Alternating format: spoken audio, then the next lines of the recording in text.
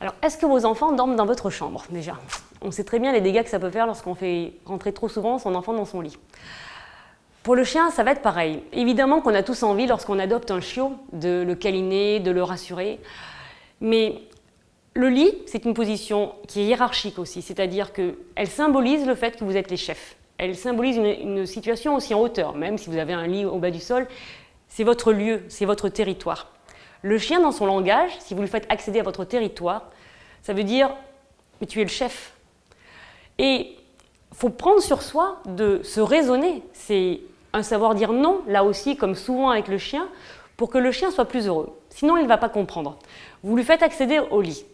Alors vous allez dire, vous êtes seul, il vous est arrivé des problèmes dans la vie, mais demain, il y a quelqu'un qui rentre dans votre lit. Souvent, on est consulté, nous, en tant que vétérinaire, parce que le chien, d'un seul coup, ne veut plus accepter ça, parce que c'est son lieu. Ce lit, cette chambre est devenue le territoire. Alors, déjà dans la chambre, c'est pas toujours très bon.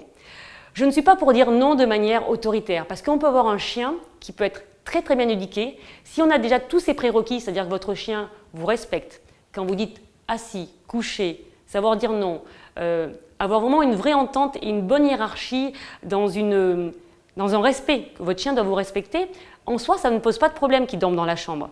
Mais ça veut dire qu'avant, vous avez fait un gros travail d'éducation. Mais le lit, pour moi, c'est non, c'est interdit. Le lit, c'est votre position de vie à vous. Il faut savoir la respecter. Vous n'allez pas faire du bien à votre chien. Au contraire, vous allez le rendre ou agressif ou anxieux.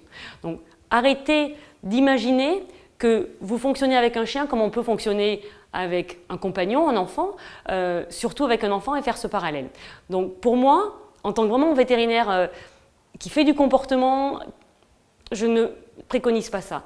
Au début, peut-être, vous adoptez votre chien les 2-3 premiers jours, vous mettez le panier dans la chambre pour le rassurer, pour les odeurs, pour le bruit, parce que c'est un animal social, et petit à petit, vous allez décaler le panier pour l'écarter de votre milieu de vie. Dites-vous que vous avez le droit d'avoir votre lieu de vie, c'est votre territoire à vous.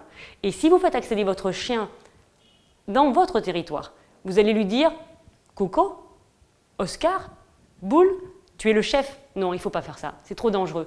Des gens qui maîtrisent ça, qui sont de bons éducateurs, qui ont des vraies fibres, qui ont des chiens très équilibrés, peuvent le faire.